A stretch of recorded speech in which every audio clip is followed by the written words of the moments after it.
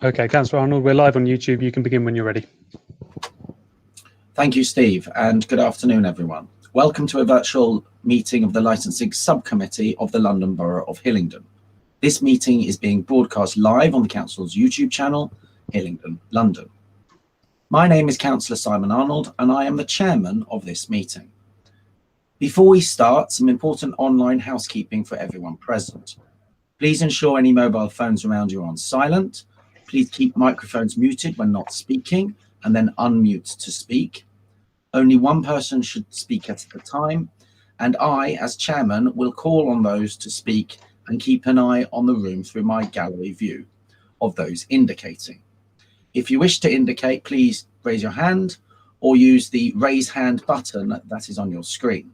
If you do use the raise hand button, please unraise your virtual hand once your question has been asked.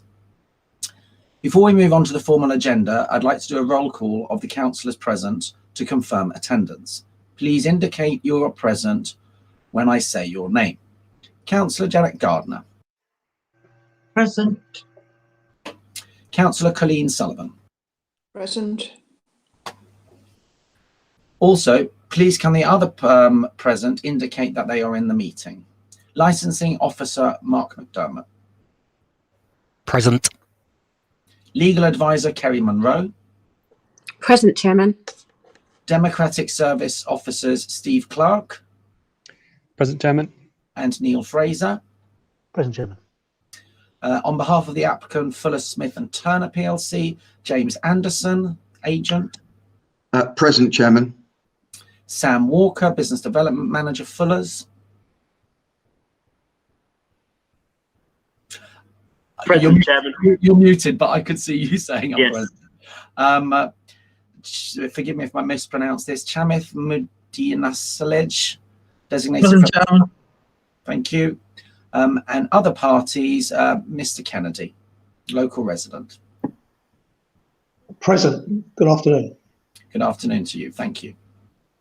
In terms of technical meeting control, if any councillor leaves the virtual meeting partway through for a period of time, e.g. lost collection, I will continue the meeting unless we are not quorate, which is 2 councillors.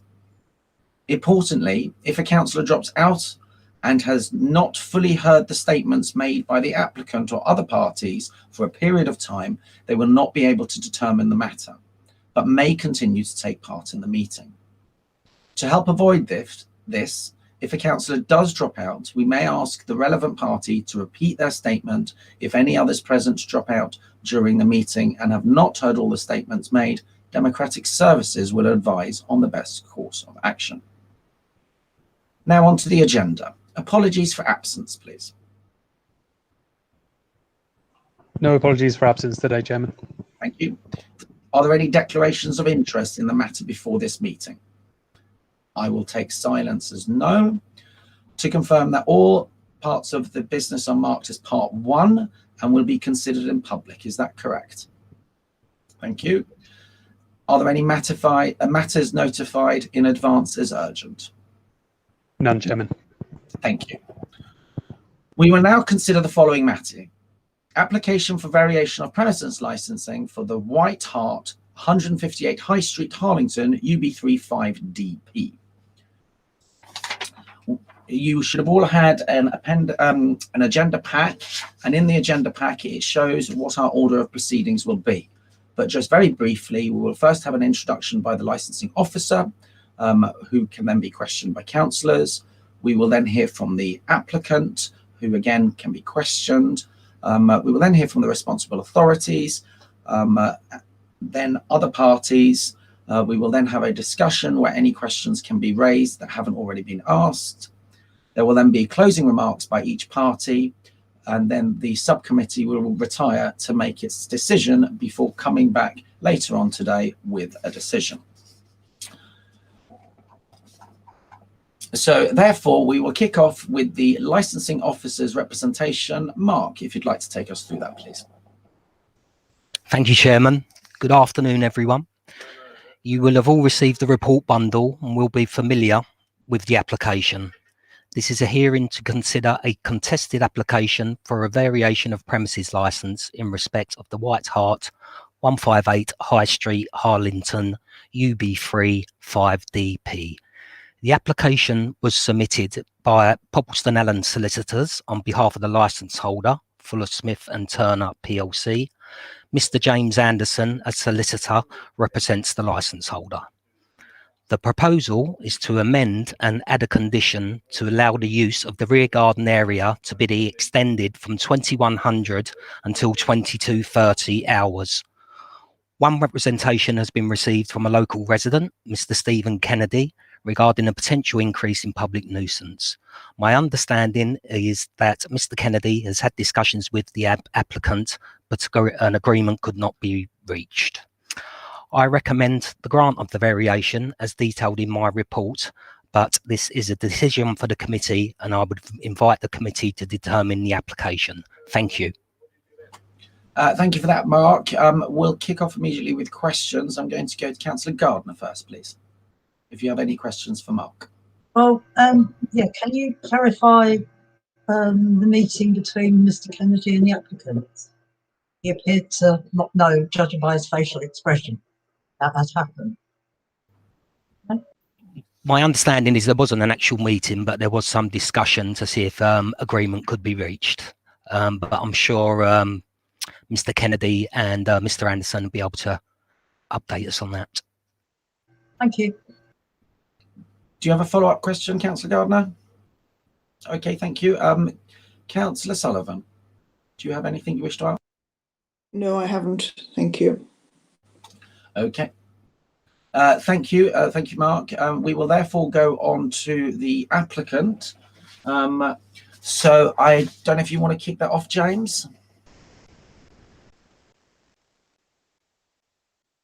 Yes, Chairman, councillors, thank you. I will address you, and then obviously we're happy to deal with questions. I've got Sam Walter is, by way of introduction, the business development manager for Fuller's. Fuller's are the owner of the premises and the licence holder, and Chamith is the tenant and DPS. So I'm just going to give you a bit of background, talk about the application, and then, as I said, if you've got any questions. Councillors, I don't know whether you're familiar with the pub, but this is a family-run business. Chamith has been there for around 2 years, and he works there with his wife, and his brother is the chef. It's a traditional community pub with a large car park and an increasingly popular food trade. It gets good reviews. It's popular with the local community. It does good food, and he doesn't really have any ongoing issues in relation to the operation of the premises.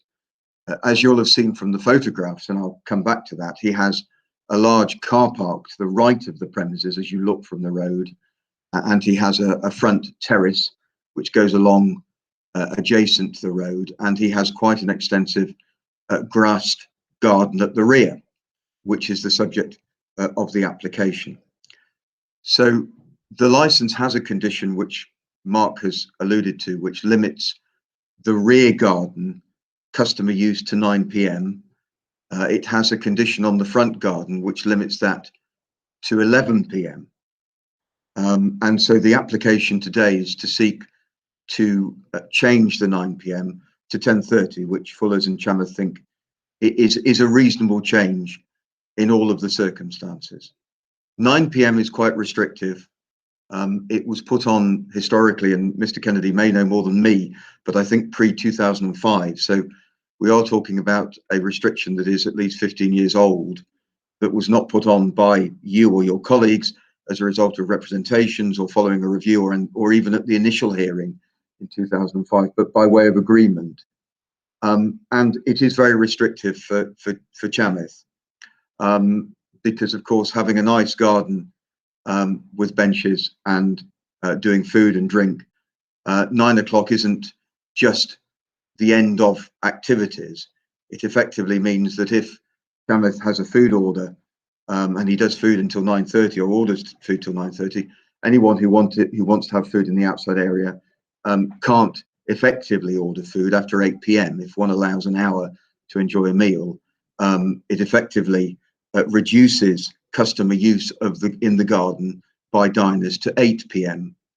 And similarly, if a couple or a family or a group are having drinks, really it's 8:30, because you're not going to give anyone any more drinks at 8:30 if in 30 minutes you're going to be saying, well, in 30 minutes they will have had to have left the area. So you have to build in that factor as well. So it is quite restrictive, and he would like greater use of the rear garden if you were minded to allow it. He has chosen, and Fullers have chosen, not to ask for 11 p.m. to mirror the front garden, but 10:30 we think is a reasonable change.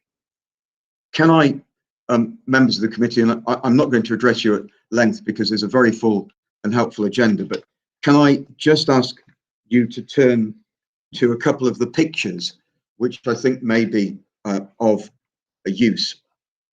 And I've had a virtual tour of the premises by Chamith by way of the delights of WhatsApp video, obviously not able to visit premises these days. So page 44, your helpful photograph, and Chamith's photographs are on page 2 of the addendum. So if I start at page 44, that's a photograph of the rear garden taken from the fence at the back, looking back towards the rear of the pub. And on the right, you will see some trees and a fence. And the other side of that is Mr. Kennedy's garden, essentially. If you turn to page 2 in the addendum, you will see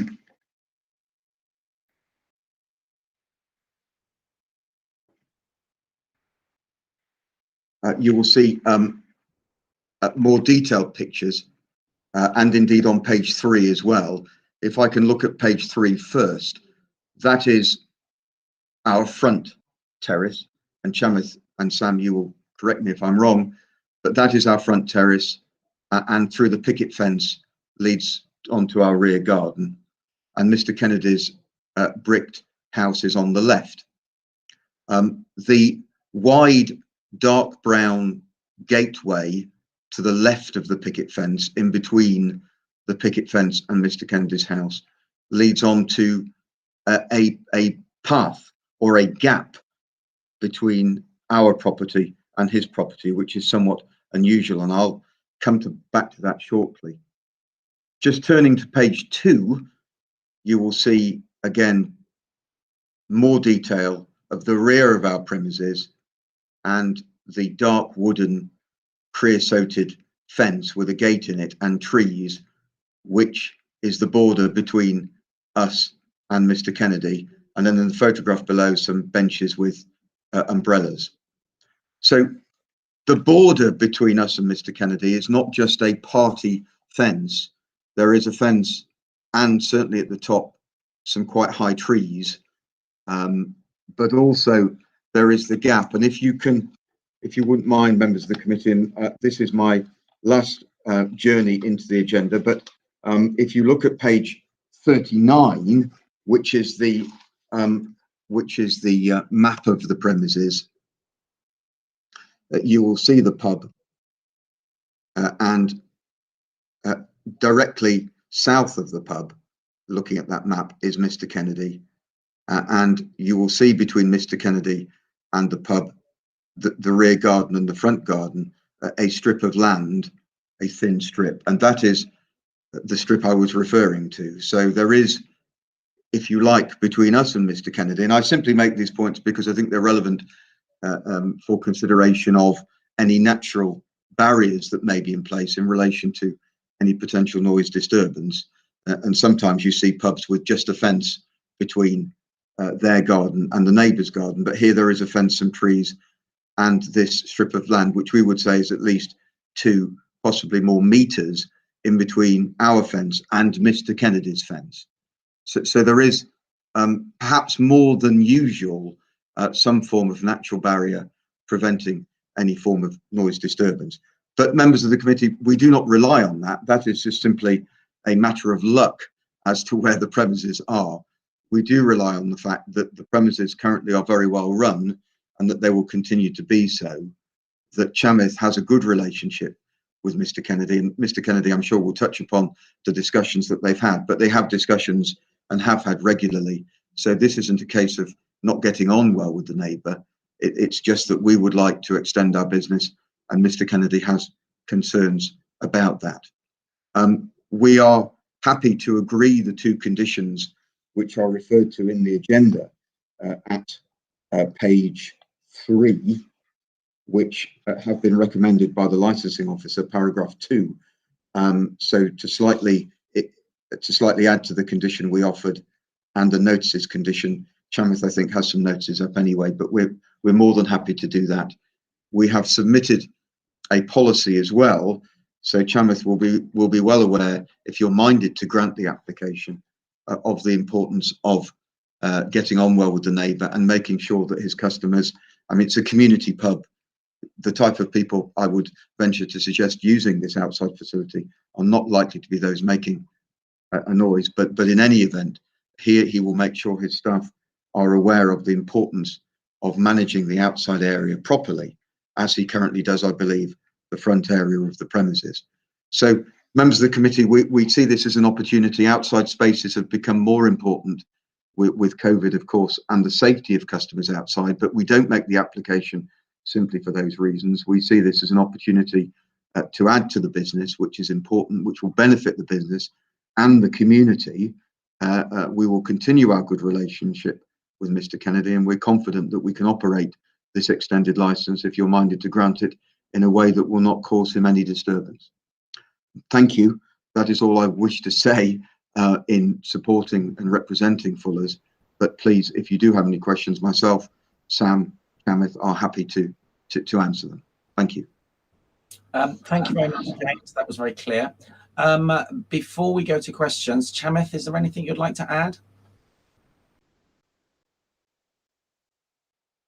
No, I think James covered most of the important things. For me, it's the valuable asset having the back garden is that our business is more, we focus on sort of food trade, and we have from the day one since we started, and the fact that it limits the trade from 8 o'clock in the back garden, and also the kitchens and everyone's we trading on all areas till 9:30. And it becomes a bit difficult, and we lose a lot of potential income because of that. And with everything that's been happening, we would need that extra sort of financial help to continue for next year, I think. Thank you, Chamith. If that was all, if you could put yourself back on mute, that would be great. Sam, was there anything you wanted to add? Sure. Really just to reiterate the points made by Chamith and James, but in particular, we've worked with Chamith the last 3 years as a tenant at Fuller's. Previously, it was a managed house. So by having a tenant, it enables greater stability, really. So Chamith has worked really well with the local community, got on with the neighbours also. He has another 3 years remaining on his current agreement, but we're hoping with going forward, we'll be able to extend that by another 6 years or so, and hopefully further. So it's all about us Fullers wanting to support Chamith and his business. And as Chamith mentions, food trade being really important to the pub, it enables him to really sort of grow his business in those sort of key areas. So yeah, that's the sort of points I really want to make. Thank you, Sam. Again, if you could put yourself back on mute, that'd be great. Right, we'll now go to questions. I'm going to kick off. James, do you know when the pub was actually built? No, I don't, Chairman. I'm sorry. Sam, I think, does. I believe, I'm not 100% sure, but there's known to be people around around 1810 on that site. So it's been there quite a while. Thank you. Right, we'll now go on to councillors' questions. Councillor Gardner, do you have any questions for James or any of the other people from Fuller's? Yeah, I'm intrigued. Are you operating at the moment? Is the pub operating at the moment? No, not at the moment, sorry, but we are hoping to maybe start doing takeaways and deliveries on Mother's Day or Sunday roast. Not at the moment, though. Okay, no, I was just a bit confused. Okay, thank you. Councillor Gardner, do you have any follow-up questions there? No. Thank you. Councillor Sullivan. CCTV, can you let us know, should I say, where the CCTV will be positioned in the bar? Will it be behind the bar? And if you can let us know how long the information will be kept. Chairman, I'm going to have to pass that to you. I don't know whether you have CCTV in the premises or not. I do have CCTV. I've got CCTV covering pretty much the inside premises and also everywhere inside except the toilets and the kitchen. Externally, we got the front garden and the car park and also the back garden. And I think Councillor Sullivan was also, how long do you keep the recordings for? I believe it's 1 month. Thank you. Councillor Sullivan, do you have a follow-up? You've just muted yourself. Sorry about that. Going back to CCTV, proof of age, underage drinkers, evidently CCTV is that sort of in line with proof of age, people underage drinkers? Is that sort of something that is? I mean, we do various different things to make sure that people are not underage. CCTV it could be one of them if you see like a little kid drinking, obviously, but we certainly don't serve anyone under 18. We do checks in terms of how people looks when they come to purchase drinks, and also we got messages displayed to ensure that and let everyone know that we don't sell drinks to anyone under 18. Okay, thank you. Do you have any follow-up questions, Councillor Sullivan? The only other thought I had was fire regulations. I looked on the plan. I can't see any any exits or entrances on the plan. I just wondered if this, just from a health and safety aspect, whether this was anything that we could look at. You can. Are you specifically talking about the rear garden or the whole building? The whole building, sort of. So the whole building, we have 5 fire exit doors. So we got 2 entrances, and the main entrance, which is 2 doors, and we go on the side and second entrance. They both can work as a fire exit. In the side of the building, there's 2 fire exit doors, and then we also got 2 exit doors and in the kitchen. Okay, thank you. Thank you. Have you got any more questions, Councillor Sullivan? You can just shake your head or nod. Not at the moment, thank you. Thank you. Thank you to the 3 of you there. We will now move on to the. Have we got anyone here from the responsible authority? No. Sorry, Chairman. Councillor Gardner is indicating just a last question at the moment. Sorry, what I forgot to ask, in the rear garden, which is what the agenda items about, how many tables do you actually have in the rear garden in terms of how many people can you accommodate to sit down and eat? And also the thing regarding underage drinkers, if people order alcohol and they're sitting outside and eating a meal, you can't really guarantee, unless you've got somebody watching, that children are not going to have any alcohol. Can I just come in first, Councillor Gardner? So Chamith can deal with the second point, the first point that you made. I'm sorry.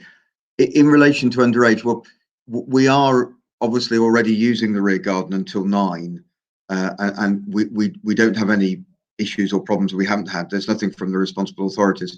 So Chamith will train his staff in relation to ensuring that alcohol sales are made to people who are 18 and over, and that's the way that the garden operates at the moment. So there won't be any change to that. Obviously, we're just looking to carry on the same process from 9 until 10:30. I don't know whether there's anything you want to add to that, Shamith, but Councillor Gardner's other question was in relation to the number of tables and chairs that you have outside. In regards to the underage, I mean, we take full responsibility to who we serve, and it is an ethical and moral obligation. We want to make sure that we are not serving for underage, and our staff are trained with licensee courses through online courses, and also we do regular training with everyone. Anybody who start new, or we also have experienced team members, supervisors, assistant managers works during the shift to ensure that we are not serving to anyone under 18. Or I never had any issue or any case here that we had been subject to. We have refused to. Sorry to interrupt. I think the substantive part of Councillor Gardner's question was how many tables you have out the back. All right. We got about 15 tables outside. Tables can be changed. All the tables could seat 4 people. There's 3 tables at the moment with 6 people can be seated. But there's also an area where we put sofa that could be tables of 2 tables of 8. Thank you for that. Yeah, thank you for that. I was just trying to gauge how many people could be out there once the virus is out at any given time. That was what I was trying to get. Maximum you could have up to 60 people out, the maximum number, if we are fully packed. Do you have any follow-up questions, Councillor Gardner? Thank you. If you could, thank you. Right, then we will move on. There is no responsible authority on this particular case, which leads us to other interested party, which takes us over to you, Stephen Kennedy, if you'd like to make a short statement. Yeah, thank you. Firstly, the most recent, we'll catch up on I had a conversation with Chamit about the potential for the extending the hours. It was there's no minutes or nothing like that. I would like to think that we have been reasonable, amenable neighbours, and I've worked with most of the landlords or tenants, whatever they are, from Fuller's, going back to I think we've been living here now 27 years. We've seen 5 or 6, maybe more managers come and go, and we find ourselves going through the same old process of having to have an agreement of some sort. And we've been down this road. I've got many documents here and plans from Fuller's, which I might, if I'd have known, I would have submitted all this for further information. Be honest, I'm a little bit irritated by Mr. Anderson. Perhaps you should have visited the site and done your homework a little bit more and researched the planning act. Really, we feel that the garden should have never ever been opened up for, and it should have been a change of use. But that's another matter, because the rear garden was only ever used for the landlord's private use. It was never ever used historically. I lived in Harlington all my life. I'm 62. I lived across the road, so I know the history of the pub, and used to drink in it, and I still do. But we've got issues really with the hierarchy at Fuller's. We'd like to know, even when we had meetings years ago, what is the corporate policy from Fuller's for their establishments, because you've got over 380, 400 in the southeast. What is the corporate policy you have for dealing with your neighbours to join in your pubs? Because it seems to me the one that's been presented this meeting is one that's The Chamet have to draw up himself, but nothing comes from the top that everyone has to adhere to. But apart from that, this we haven't really objected to any. If there's late night, if someone goes beyond the 9 o'clock, we don't go ringing the police complaining about the time constraints that there are at the moment. If there's a few couples sitting out in the garden having a quiet drink, then that's not a problem to us.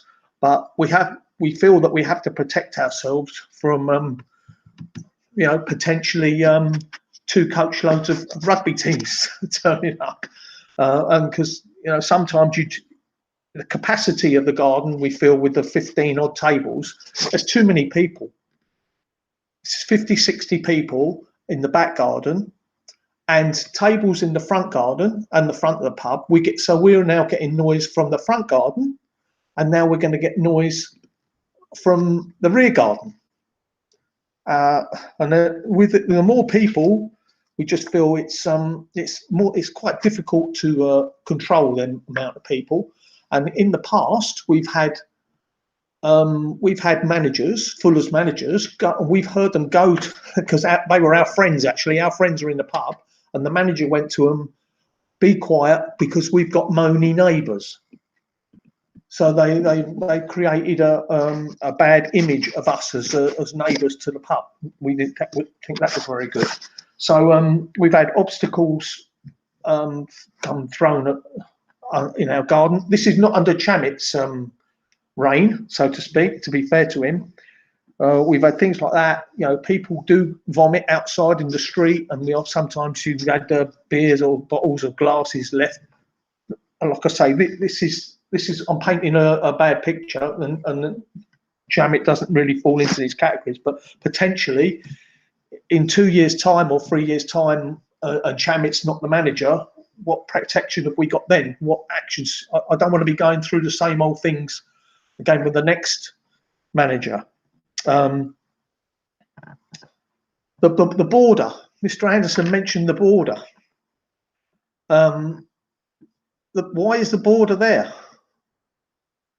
Because I came home from work one day without any consultation, walked into my back garden to find some JCB bulldozers clearing the site of debris from because it was derelict, and I've got photos to prove the derelict area.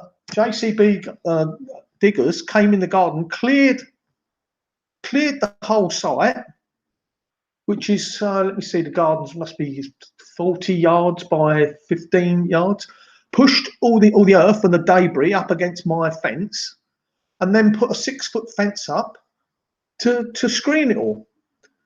That's how you end up with a border.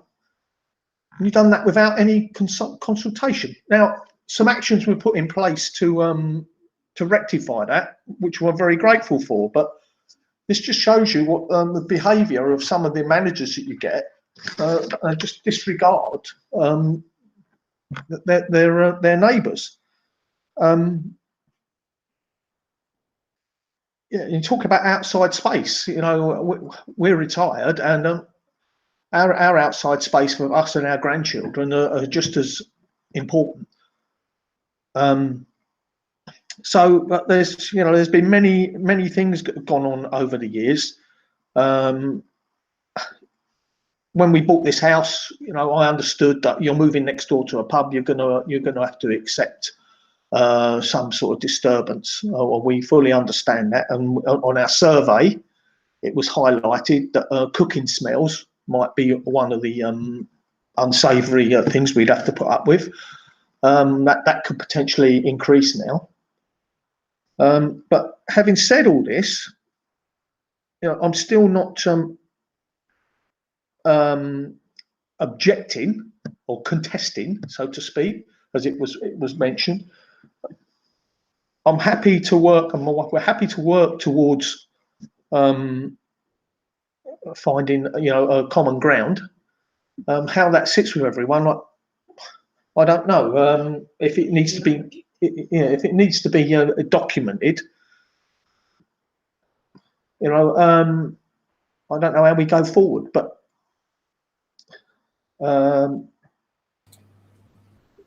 so we've presented some measures. The 9 o'clock measure we've got in place is because we've had these discussions before with other managers, and they've come back, and so we just seem to be going round and round in circles.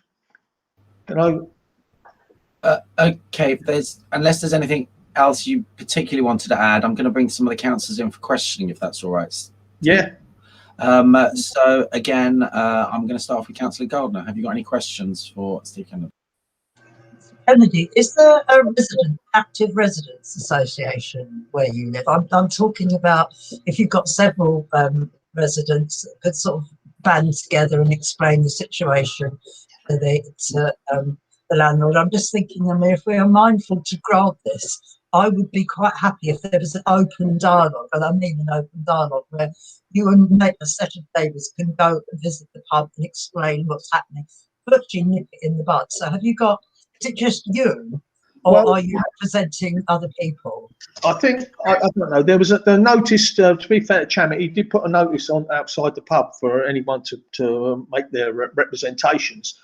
I believe now the houses at the bottom of the garden are now rented out. So I'm not sure who lives there anymore, but there was a lady, an elderly lady there before that used to be part of the residents who were most likely directly affected, and a couple of people in Victoria Lane, which is the other side of the pub. But we haven't really got a residents association in Harlington. No, we haven't. So it's pretty much me speaking on my behalf at the moment. Councillor Gardner, do you have a follow-up? No, I don't think so. It's just that it's like Mr. Kennedy against the world at the moment. But I just wondered, if there was anyone else that was prepared to help you. I mean, I'm not making too much of it. You have councillors who represent you. Have you never spoken to them about it? Not on this occasion. I haven't. No. In the past, I did get. Going back, like Councillor Rob Marshall, and in the past, we have had councillors involved, especially when it went to legal about the whether it should need planning permission and stuff like that. So there was a lot of dialogue with different offices in the past. Thank you. Councillor Sullivan. Oh, sorry, did you have anything to add there, Councillor Gardner? No. Councillor Sullivan. No, I haven't. Councillor Gardner covered most questions that I was going to ask anyway. Thank you. Okay, we're going to move on to a bit more of a general. Sorry, Kerry. Thank you, Chairman. I'm wondering if the resident would have any conditions that he feels would assist with his concerns that he might want to mention, should it be granted today. I think sorry, I'm happy for us to proceed if we can if it can be monitored regularly. I don't really want. We'll bear that in mind and see if we can condition something along those lines. Was there anything else you want to add there, Kerry? No, there's nothing I wanted to add, but I was just thinking the resident, this is his opportunity to maybe express with his concerns what he feels would resolve his issues, his worries with conditions. So he's mentioned monitoring, which is something that, I mean, the council only would monitor if there's concerns raised. He has got the right, if it was to be granted, and anybody with an interest or that has a concern in the local community that have worries, they have got the request to make a review of the premises license. So should it be the case that he has found vomiting or broken bottles or things thrown at his residence, he could make an application to the council, which can be considered as long as it's not frivolous or vexatious or repetitive of what we've discussed today, and there's evidence of it, he could seek to review the premises licence, because from what we're hearing is these are concerns that he has, but nothing's actually been seen as yet. And he seems like he wants to give it a trial run. That's what I'm hearing from his submission. Steve, am I right in assuming that your biggest worry is if the current manager or designated premises supervisor leaves and it's taken under new ownership and they might not be as good as Chamath is? Is that sort of, in a roundabout way, summing up what your that is a concern? Yeah. So I don't know, Kerry, if we would be able to condition something that on a substantial change of management within the venue, that there would be some sort of review. Is that possible? It depends. I mean, obviously we haven't got to a decision making process yet. Yeah, that's right, Chairman. We haven't arrived at decision making, but that's something that can be deliberated in private discussion. I'm just thinking the review process would only happen if there's something that's evidence based, rather than apprehension or fears, because the business has to be, the council does support businesses to thrive, and as well as it's making sure that the community is protected and happy. So with the review process is what I'm hearing is something that the resident, Mr. Kennedy, can explore with, if there's anything that comes into fruition with his concerns, because it doesn't sound as though there's anything to monitor quite yet. I mean, the business is looking to, it has made this proposal, so we have to, I'm thinking there's nothing that's actually happened as yet. There's a concern and a fear and a worry, but what I would highlight to the resident here is that he has got the ability to make a request for the premises license to be reviewed should any application be granted today. So that's what I was just trying to explore if he had any conditions that he thinks would alleviate his concerns. The things are the management of noise, the number of tables, the siting of the tables where they are. That's three things. Security is another issue for me in some ways. Okay. People access to jump over the fence into my garden. I'm going to pick up on some of those points, Steve. I think we're going into our more general discussion area now, which is fine. Yeah. So if you just want to mute for a moment, I'm going to pick up on some of your points. Firstly, I'm going to pick up on your point about whether Fuller's has a corporate policy for dealing with neighbours. James, perhaps you could shed some light on that. As I understand it, no, Chairman. Obviously, it's a PLC and has to respond to any concerns in relation to neighbours who live next to premises, and Sam can come in if needed. But I know from my experience, I've been acting for Fuller's for 15 years, and it's a large estate, but the getting on well with neighbours is key to operating a pub in many areas. You can't operate a community pub if you're falling out with members of the community. So it's not only not something that Fuller's would wish to do to disturb people, but also it's bad for business. My experience in relation to premises is obviously some premises are unaffected by neighbours, but where there are, it tends to be a site-by-site basis. So the document that's before the committee, Mr. Kennedy is right, that is actually from a draft that Sam sent to him from another premises in Hillingdon, and Chamath has then adapted that to his own particular staffing levels and issues, so that it is site specific, because you wouldn't want us simply to produce a rather corporate looking document which would apply, you know, across the board and isn't necessarily site specific. I think that's right. Sam, if you've got anything else, please do come in. No, reiterate that completely. Speaking solely from the tenanted department, we work with tenants individually, come up with the best plan possible. And as James mentioned, that the one we gave to Shamith has come from a pub of mine in Hillingdon. So solely, we will work individually with each tenant, come up with the most appropriate plan for that site.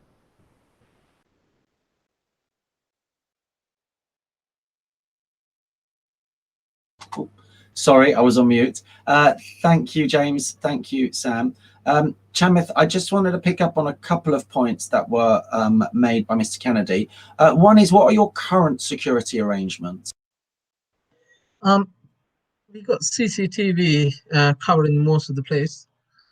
We got gated car park, secure doors, and we haven't had any issues in terms of security that we need to call police or anything. So do you have any we also got, no, we don't have any dormants. We're a family pub with a food being the core area. We don't encourage buy one get one free drinks, double up drinks. We don't encourage people to do shots. And our prices when it comes to alcohol is probably the most expensive in the area, especially for drinks such as that tend to get people more drunks, like shots and things like that. So we don't encourage that. We more focus on selling real ale, lager, fine drinks, not things like cocktails, shots. We're not that sort of venue. Thank you. Yes, Sam. I would just add, Shamith also lives on site with his wife and young family, so it's quite important that as well. Sorry, can I also add? We also have about 5 staff members lives in the site as well. Thank you. I think that's actually quite a relevant point. Right, I'm just going to ask my councillor colleagues whether they have any more questions. Councillor Gardner? Councillor Sullivan? Any more questions? No. Has anybody else got any more questions for anybody or no? In which case, I'd like to thank you all. Just bear with me one second. The subcommittee will now adjourn and move to a private discussion deliberating on this application. Mr. Chairman, apologies. Can we just double check that we have to move to closing remarks? Yes, please. Yeah. Oh, I'm so sorry. Yes. Right, we will go for closing remarks. We will start off with the licensing officer. Mark. No further comments, Chairman. Thank you. Thank you. We will then go to the applicant, James. Chairman, thank you. Mr. Kennedy raised a number of points, and I'd just like to very briefly address those.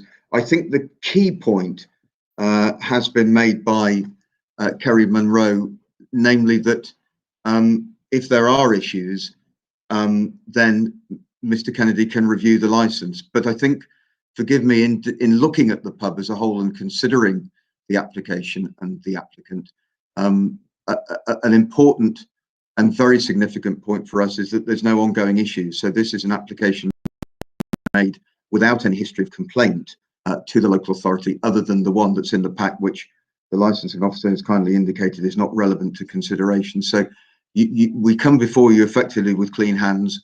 We don't have any police issues. We don't have any ongoing noise issues. And therefore, we would say that you can place in us a high level of trust if you are minded to give us more, that we will operate that. I think, and I hope that you will find that Sam and Chamith have come across as very open and responsible operators for whom good neighbourly relations are important. We can extend the business and make it better without disturbing Mr. Kennedy. It is important that the business is successful. I would venture to suggest that, and I think Sam, I had a conversation with him, what is in no one's interest is a failing business, because failing businesses are not good for the community. They tend to take shortcuts. They tend to push the boundaries and possibly not comply with conditions. But if you have a business which is allowed to maximise its potential within a framework of, say, 1030, which we think is reasonable, that is a successful business that is more likely to cater for the community and not disturb the community, we would say. Just one point, we are offering conditions. I know Mr. Kennedy mentioned the issue of the siting of tables. We do already deliberately not put tables close to Mr. Kennedy's wall. If you look at the photographs of the front area and the rear, there is a space adjacent to his wall and a space adjacent to the fence where there are no tables and chairs. So we deliberately leave a gap to respect the fact that he's the other side of two fences as well. And there's no reason to believe that will change. That already goes on. We will manage the outside area. It's important it's a success to us. We don't want, if you're minded to grant the application, to get an extra hour and a half and run it badly and come back before you in 12 months' time to get our license reviewed and it taken off us. There's no point in doing that. It's a waste of exercise. My final point, Chairman, and forgive me detaining you slightly longer, is the issue of Chamith himself. And I know Mr. Kennedy has a decent relationship with Chamith and respects him as an operator, but the application is made by Fuller's and it is Fuller's license. Chamith is likely to be at the premises for at least another 3 years, we think. It may be longer, of course, if the business is a success and he invests in it and carries on. But the licenses and conditions relate to premises. They're not personal. And therefore, it's important for Chamith and for Fuller's that if you are minded to grant the application, it is simply applied to the license without any other condition or restriction. I know that Chamith would feel it's important for him that if the 9 o'clock becomes 10:30, that is without any personal link to him, because it is bound to affect the value of the premises. And if Chamith does leave, Sam will be left with a premises that's probably harder to attract a better tenant, because that tenant will be starting from scratch. So you would have effectively a very convoluted situation where Chamith has built up a business in 3 years' time on the basis of operating till 10:30 with a nice food trade, and Fuller's would have to let that business without consideration of that trade with a 9 o'clock restriction, and the new tenant would have to start all over again. There would also be bound to be issues with, even at 9 o'clock, with families who have become accustomed to enjoying a nice summer meal from 9:30 till 10, who on the absence of Chamith will no longer be able to do so, which will probably lose the pub business and also lose support of the local community. So that, I respectfully suggest, is why conditions really attach to the premises and go with the premises, both good and bad. And that is why the review process is there. In case there are issues, then Mr. Kennedy can bring a review. But ultimately, I think what will happen is if there are issues, then Mr. Kennedy will pick up the phone, he will speak to Chamith or whoever it is, and the issues will be sorted out. I know that Fuller's take these relationships seriously, and that Sam, from my experience, and even Sam's successor, will respond very promptly to issues in relation to neighbours, because they know it's bad for business and it's important to deal with these things promptly. So we hope that members of the committee, you are satisfied that on the evidence and with the conditions, this is a reasonable application. It will promote the licensing objectives, and that there is sufficient fallback for Mr. Kennedy should he be disturbed in the future. Thank you. Thank you for that, James. Chamith or Sam, was there anything particularly you wanted to add? I mean, personally, I think James has summed up very well, but you're free to add something if you wish, or just shake your head if you don't. There's nothing from me. James spoke well there. Only thing I would add is I've been running the pub for the last 2 years and nothing will change. Steve and Lorraine, I know them very well, and I have a really good relationship with all the neighbors, and I want to make sure that carries on, and no matter what happens, and I know Steve and Lorraine will feel the same way. Thank you, Chamith. Which brings us on to Steve Kennedy, if you would like to make a closing statement. Yeah, I find it a little bit a shame, really, that a meeting probably would have been in good order between more of an official capacity. I know it's difficult, but we could have had a Zoom meeting with James and Samuel, right? It wouldn't have been difficult for us to sit down and have a discussion, and it would have saved a lot of this. Now you could have just probably come along to this extension meeting, and everything would have been sorted out. Because I don't think James and Sam are really are quite aware of the history behind this from our point of view. So that's a shame. But I've forgotten the other point I was going to make. But okay, well, yeah, you did mention starting from scratch again, which is exactly our point with another manager. But we'll leave the decision to you. I mean, you mentioned as well about there's no evidence. Well, just because there's no evidence, it just means that I feel that I've been a reasonable neighbour and not been picking up the phone every 5 minutes and complaining about this, that, and the other. For you to think that things don't happen just because I haven't reported them, I think is a bit unfair.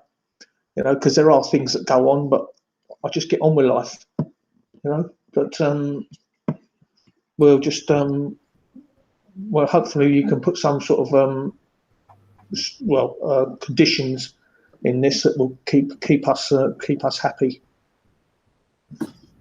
Thank you for that. And actually, I think it's a valid point for James and Sam to take back to Fuller's, that more engagement with residents in the future prior to hearings is probably not a bad idea. Thank you, Chairman. Yes, noted.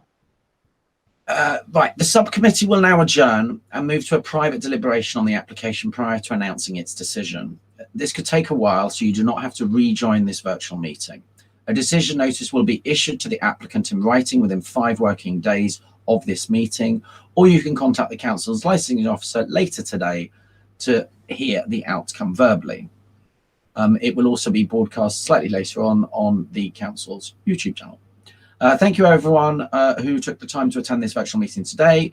Could I please now ask the councillors, legal officers and democratic service officers to remain online and politely request all other parties to leave the virtual meeting. Thank you very much for all your time today. Do you want to stop the broadcast?